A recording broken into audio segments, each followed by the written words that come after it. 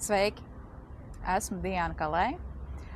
Šogad kandidēju 15. Saeimas vēlēšanās no apvienotā saraksta Rīgas vēlēšana apgabalu ar kārtas numuru 26. Man ir pieredze uzņēmēju darbībā vairāk nekā 20 gadi, un pēdējos 8 no tiem esmu aktīvi darbojusies starptautiskā uzņēmēju klubā. Tā ir vide, kas man ir iemācījusi meklēt risinājumus un sasniegt taustāmus rezultātus. Ir 3 virzieni, kas man interesē. Prioritāte, manuprāt, ir IKP palielinājums, investīcija piesaiste. Piemēram, klasiskais turisms visiem ir saprotams.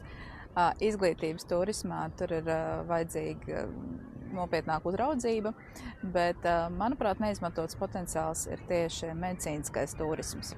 Budžeta deficīta samazināšana. Ņemot vērā to, ka strauji nāk iekšā dažādas tehnoloģijas un arī mākslīgais intelekts, pilnīgi noteikti mēs varam samazināt administratīvās izmaksas, turpināt samazināt administratīvās izmaksas. Un noslēdzošais virziens, bet nemazāk svarīgs, ir demogrāfija.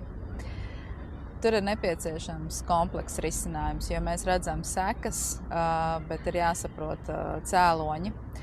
Man personīgi būtu svarīgi, lai mani mazbērni un mazmazbērni var dzīvot latviskā Latvijā.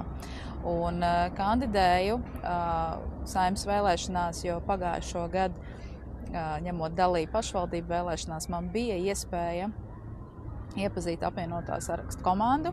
Un tas manī nostiprināja pārliecību, ka tā ir komanda, ar kuru es vēlos strādāt kopā.